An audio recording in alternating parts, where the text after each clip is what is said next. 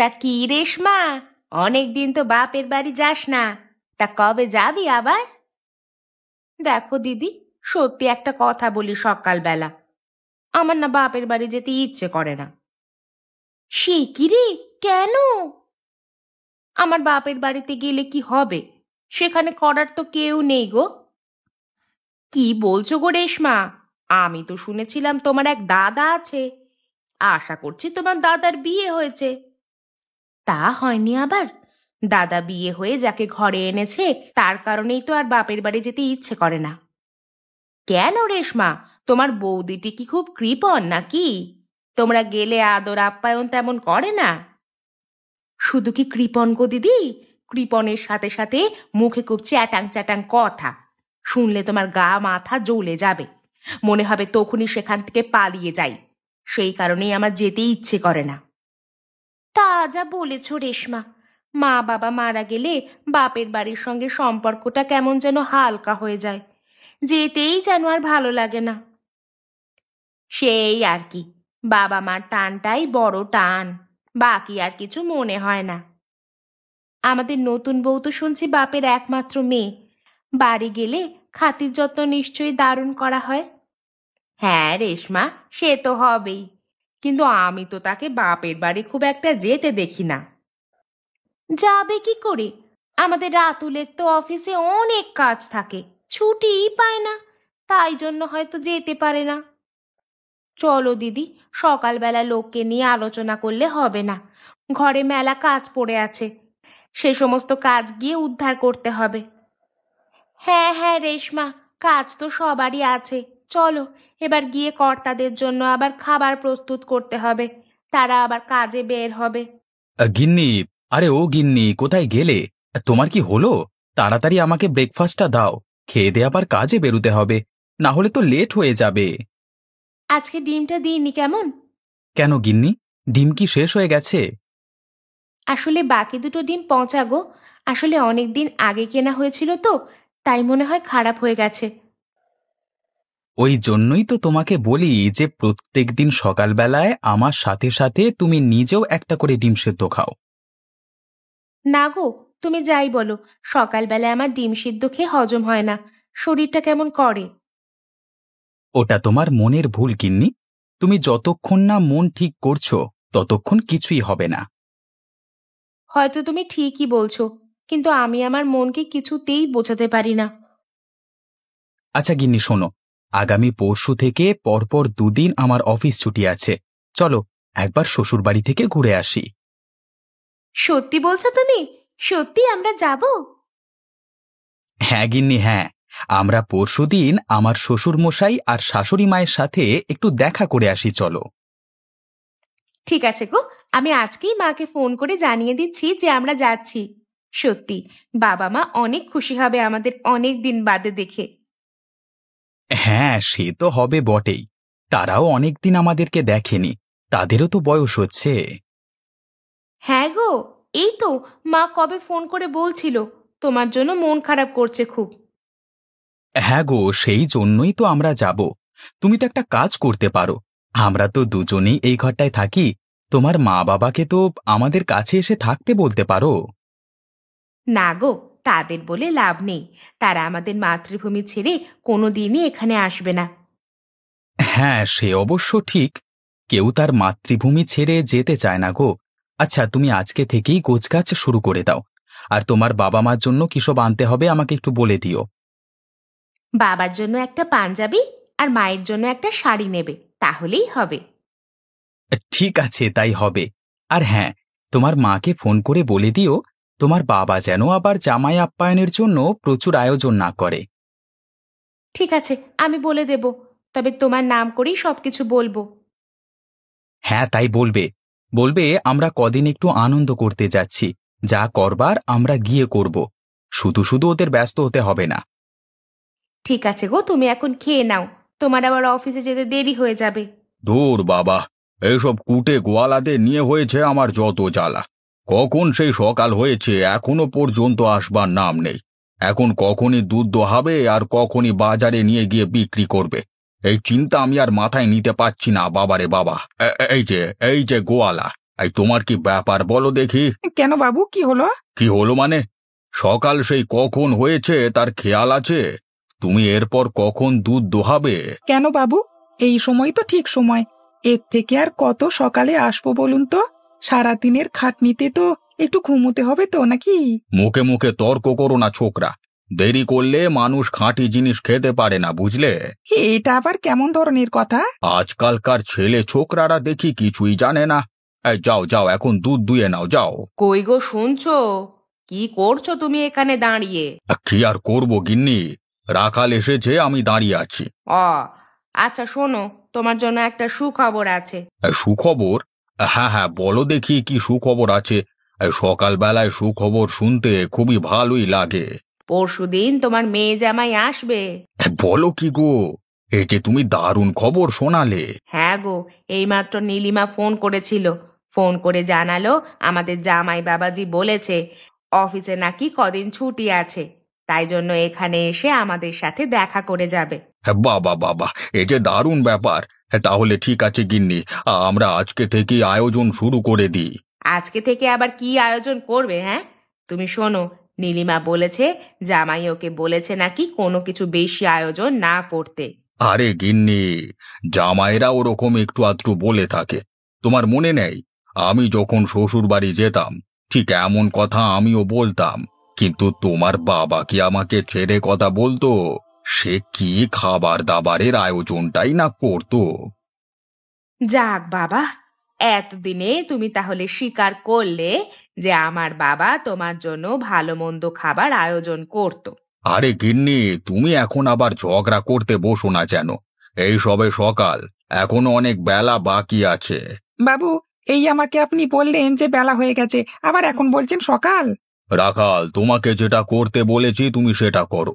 আর শোনো, আমার জামাই আর মেয়ে আসবে, অতএব তাদের জন্য খাঁটি গরুর দুধ সকাল সকাল আমাকে কিন্তু দিয়ে যেতে হবে। ও, আপনি কোনো চিন্তা করবেন না। জামাইবাবু আসবে আর আমি খাঁটি জিনিস খাওয়াবো না, সেটা কখনো হয়? কিন্তু লোকে যে বলে তুমি দুধে জল মিশিয়ে বিক্রি করছো, সেটা কি সত্যি? হ্যাঁ, ওই আর কি, মানে সামান্য জল তো একটু মেশাতে হবেই। না হলে আমরা আমরা আর মুনাফা করতে পারবো কি করে? ঠিক আছে গো, তুমি তাহলে ঘরে এসো, আমি তোমার জন্য খাবারের ব্যবস্থা করি। হ্যাঁ গিন্নি, যাও তুমি। এই যে রাখাল, তোমার কি কাজ শেষ হলো? আর কতক্ষণ লাগবে তোমার ভাই? না কর্তামশাই, আমার হয়েই গেছে। কি বুঝছো? গরুগুলো এখন কেমন দুধ দিচ্ছে? রাখবো না বিক্রি করে দেব? হ্যাঁ, না না কর্তাবাবু, বিক্রি করবার কোনো মানই হয় না। আমাদের কর্তা মায়ের প্রিয় লেজ কাটা গাভী দারুণ দুধ দিচ্ছে। ঠিক আছে, তুমি যখন বলছো তখন আমি আর এখন বিক্রির দিকে যাচ্ছি না। ঠিক আছে কর্তামশাই, আমি তাহলে এখন আসি, কেমন? হ্যাঁ হ্যাঁ, এসো তবে। বলছেন তো, তোর কাছে যা যা খবর আছে সমস্ত খবর আমাকে পুঙ্খানুপুঙ্খভাবে বল। নগেন কাকা, আমি খবর নিয়ে জানলাম ওই রাখাল গোয়ালা প্রত্যেকদিন সকালে ভজহরি বাবুর গরুগুলির দুধ দোয়াতে যায়। আরে ওসব খবর নয়, ওদের মধ্যে কাকে চুরি করলে বিক্রির পর আমাদের মুনাফাটা বেশি হবে। ভজহরি বাবুর ওই যে লেজ কাটা গাভীটা আছে না, ওই গাভীটাকে বিক্রি করলে সব থেকে ভালো হয়। মানে তুই বলতে চাইছিস তোদের লেজ কাটা গাভীটাকে চুরি করলে আমাদের সব থেকে বেশি মুনাফা হবে, তাই তো? হ্যাঁ কাকা, আমি সেই কথাটাই বলছি। কিন্তু এমন কথা কেন বলছিস তুই? ওই গাভীটাকে চুরি করলে যে আমাদের মুনাফা বেশি হবে সেটা তুই কি করে জানলি? কাকা, আমি কানাঘুষো শুনলাম যে এ ভজহরি বাবু ইতিমধ্যে গরু দুটোকে বিক্রি করব করছিল, কিন্তু আমাদের গিন্নিমা এবং ওই রাখাল গোয়ালা দুজনে মিলে আটকে রেখেছিল। কেন আটকে রেখেছে কেন? গিন্নিমা আটকে রেখেছে কারণ ওই লেজ কাটা গরুটাকে তিনি খুব ভালোবাসেন বলে, আর রাখাল আটকে রেখেছে ওই গরু দুটোই বেশ ভালো রকম দুধ দেয় বলে। তার মানে তুই বলতে চাইছিস ওদের মধ্যে ওই লেজ কাটা গরুটাকে চুরি করলে আমাদের লাভের লাভ হবে, তাই তো? একদমই তাই কাকা, ওটাকে চুরি করলে আমাদের দুদিক থেকে সুবিধে। ওই গরুটা দুধ বেশি দেয়, আর তাছাড়া ওকে কোনো কসাইয়ের কাছে বিক্রি করতে পারলে দারুণ ব্যাপার হয়। ঠিক আছে, তবে কালকে রাত্রিরে আমি আর তুই গিয়ে ওই লেজ কাটা গরুটাকে চুরি করে নিয়ে চলে আসবো। ঠিক আছে কাকা, আমিও তোমার সাথে যাব। গিন্নি, আমার যে আর তর সইছে না। আজকে রাতটা পেরোলেই কালকে সকালেই আমার জামাই আর মেয়ে ঘরে আসবে গো। সত্যি আমার যে কি আনন্দ হচ্ছে। আমি বুঝতে পারছি তোমার আনন্দের কথা, কিন্তু কালকে কি রান্না করব বলো তো দেখি। মেয়ে তো বললো তারা কদিন এসে থাকবে। যে কদিন থাকবে, একদিন মাছ একদিন মাংস, একদিন মাছ একদিন মাংস। সে না হয় হলো, কিন্তু সেগুলো করলে আবার জামাই বাবা জীবন রেগে যাবে না তো? আরে যদি রেগে যায় তাহলে আমি বুঝে নেব, ও নিয়ে তোমাকে চিন্তা করতে হবে না গিন্নি। তাহলে তুমি আমাকে কালকে সকালবেলায় কিছুটা খাসির মাংস এনে দেবে, কেমন? কালকে সকালে বাজার খুললেই আমি নিজের হাতে তোমাকে খাসির মাংস এনে দেব। ঠিক আছে, তুমি এখন খেয়ে নাও। আরে তুমিও খাবার নিয়ে এসো, কার জন্য অপেক্ষা করছো তুমি আবার? না গো, আমার আজকে খাবার খুব একটা ইচ্ছা নেই, আমি আর খাবো না আজকে। আচ্ছা বেশ, তাহলে আমি খেয়ে নিচ্ছি। এই হলো সঠিক সময়। এই সময় গিয়ে গরুটার গলার বাঁধনটা খুলে নিয়ে এসে কেটে পড়তে হবে এখান থেকে। হ্যাঁ কাকা, এখন না গেলে আর সময় পাবে না, এই হলো ঠিক সময়। চল তাহলে, শুভ কাজে আর দেরি কিসের, তাড়াতাড়ি আমরা চলে যাই। কই গিন্নি, তোমার কি হলো নাকি এখনো হয়নি? দাঁড়াও গো, তোমার এত তাড়াহুড়ো কেন? আমাকে একটুখানি সময় দাও। আজকে অনেকদিন বাদে আমি বাপের বাড়ি যাব, একটু সাজগোজ না করলে হয়?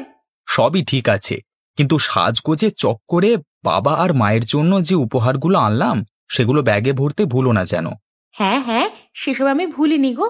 আমি কালকে রাত্রে সমস্ত কিছু গুছিয়ে নিয়েছি। তা মা বাবাকে ফোন করে দিয়েছিলে? হ্যাঁ, সেই পরশুই ফোন করে দিয়েছিলাম। বাবা, তার মানে আমার শুধু বলবার অপেক্ষা ছিল, তাই তো? তুমি আমাকে বকিও না তো, বকতে বকতে আমার সাজটা নষ্ট হয়ে যাচ্ছে। আচ্ছা আচ্ছা, তুমি তাড়াতাড়ি নাও, এবার যে অনেকটা সময় নষ্ট হয়ে যাচ্ছে, যেতে যেতে বেলা হয়ে যাবে। বেলা একটু হোক না, তাতে অসুবিধা কি আছে?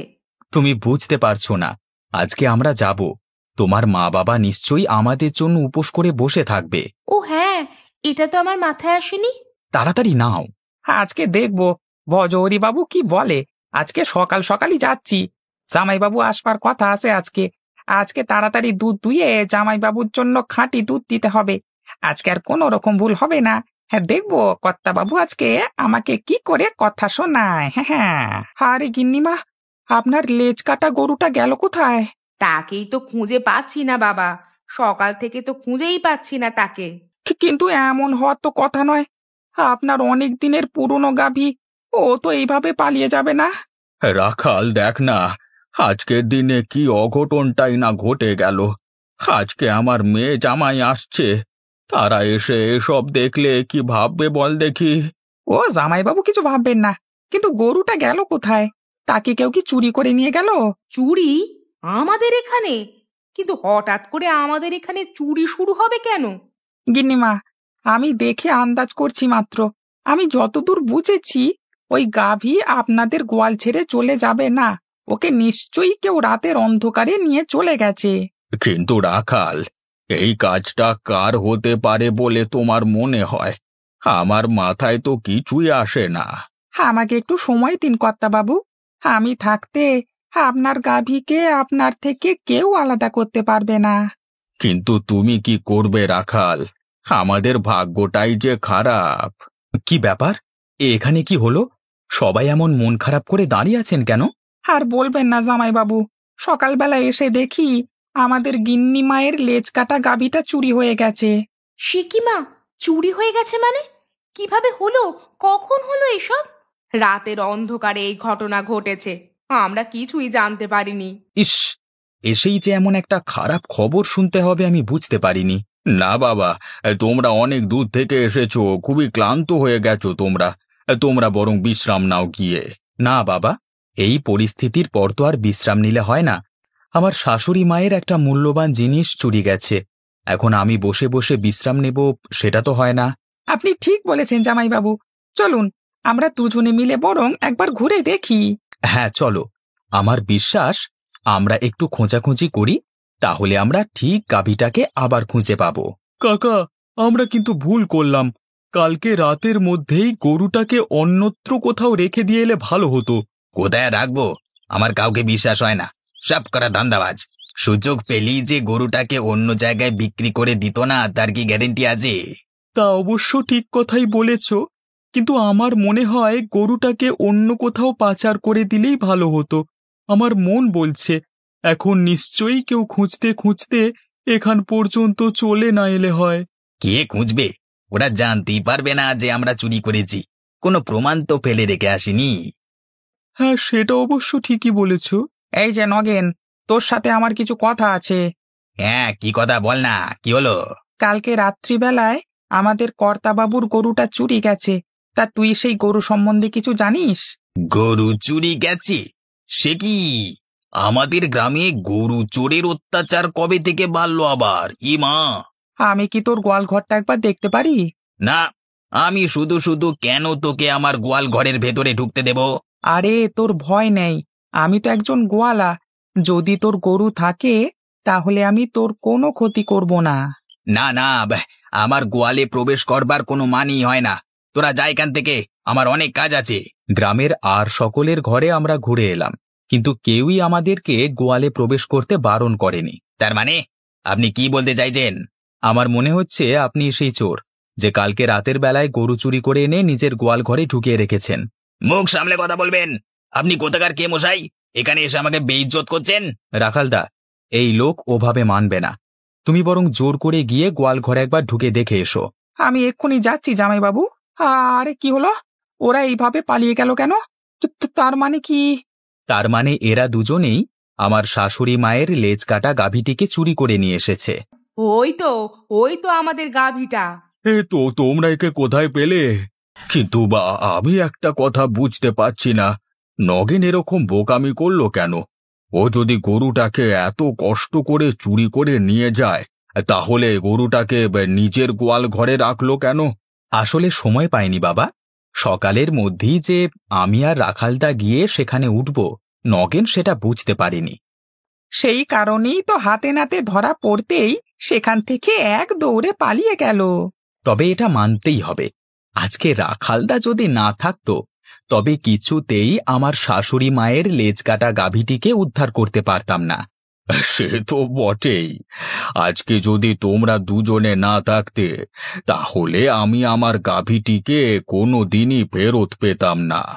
হ্যাঁ গো, সেই আনন্দে আজকে রাখালের আমাদের বাড়িতে নেমন্তন্ন। না না গিন্নিমা, এসবের আবার কি প্রয়োজন? আজকে আমার মেয়ে জামাই এসেছে, আর তার সাথে তোমরা আমার গাভীটিকে উদ্ধার করে দিয়েছ। সেই আনন্দে আজকে খাসির মাংস করব। রাখাল, তোমাকে এখানে খেতে হবে, কোনো না শুনবো না কিন্তু। ঠিক আছে, এত করে যখন বলছেন তখন